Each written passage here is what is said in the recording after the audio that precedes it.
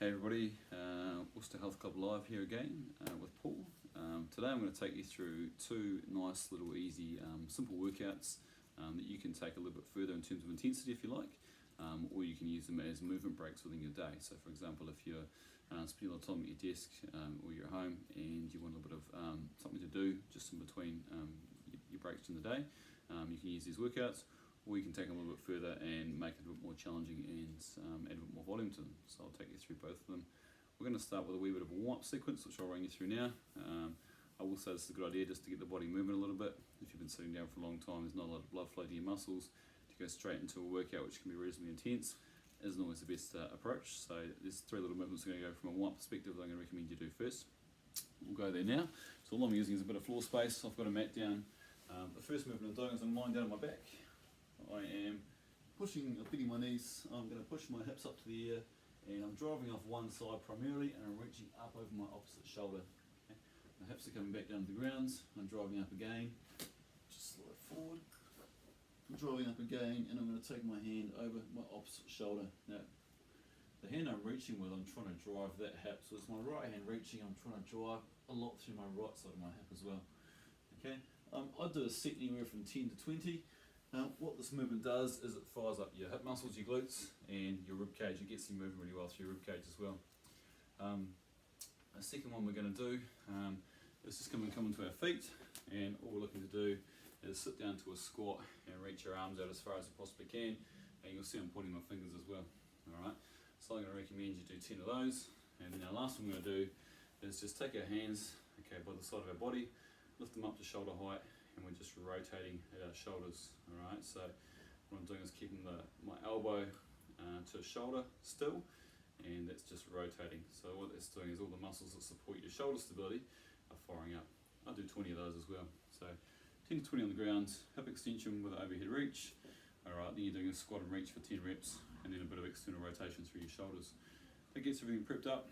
Also a nice way to open up your posture a little bit if you've been desk bound or driving or any of those sort of things as well. So the first option we have today is a little bit of an interval workout. I'm going to give you 3 exercises. You can always adapt these, so it doesn't have to be these 3 exercises you use. What I want to try and get across to you is the structure of the workout, how it works, and you can sub in movements that work better for you. We're going to do an interval format, meaning where every sort of new minute, or minute 15 or minute 30, you can change the time a little bit, but for the case of today, every new minute, alright, we're going to work through a new round. So the movement patterns we're going to use is 5 sit-ups. So I'm sitting back, sitting nice and tall with good posture. Alright, I'm going to go through that movement pattern 5 times. I'm going to turn around and do 10 press-ups. Alright, coming down to the ground. Alright, 10 press-ups, you can do them on your knees. You could go close grip or wider, depending on how challenging you want to make the workout. Wider being more closer being more challenging, wider being a little bit easier. From those 10 press-ups, I'm going to come up and do 15 squats. Alright. And again, I could go wider with my stance or closer. I could jump in the squat if I wanted to make it more intense. Alright, now aim to get through those 5 sit-ups, 10 press-ups and 15 squats inside the minute.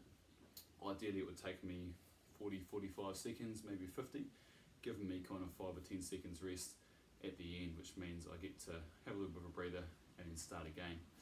Now you could start with 5 minutes, you could do 10, you could do 15, you could do 20 minutes. So you really can take this workout, and obviously the more rounds you do, the more fatigue you get in your muscular system. So we get a strength adaptation, we get a muscle development or hypertrophy adaptation, and you can get some heart rate too, just because you're up and down off the ground all the time. Alright, how would you make it more challenging? You could make the press up close grip. Alright, you could do a jump press up coming off the ground. The legs wise, you could add a lunge instead of a squat, or you could do a squat jump. I'd be surprised if many people can kind of want to make it more challenging. If you're doing kind of 15 to 20 rounds, it's reasonably repetitive, so your muscle fatigue gets pretty high pretty quickly. That's the first option, so 5, 10, 15. You can change your numbers, so it could be 3, 7, 10, 3 sit-ups, 7 press-ups, 10 squats. Instead of leaving every minute, you could leave every minute 15 or minute 30.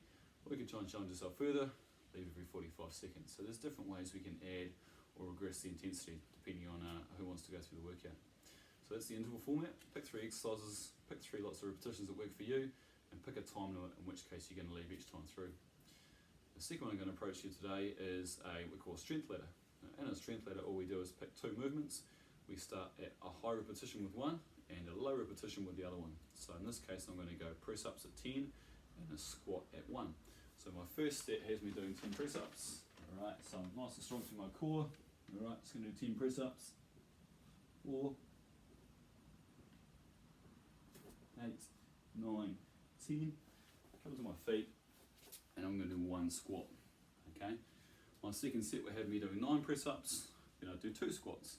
Then I'll do 8 press ups and 3 squats. Okay. In the end, I'm going to flip it. My last set's going to have 1 press up, and I'll do 10 squats. All right. Nice little simple one. It's going to take me less than 5 minutes to do. Again, a little bit of heart rate by the time I'm getting up and down for the ground a lot, and the muscle overload.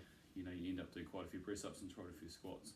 I think it's 55 of each off the top of my head, in pretty quick succession. So they're all easy one to do, and you could go from a high number. Keep in mind, if you were to start at sort of 15 or 20, for example, you got to do 15 press ups, 20 press ups, then have a 1 rep rest, and then 19, have a 2 rep. So your first kind of 100 press ups is going to pretty much be in a row. So keep in mind where your strength lies.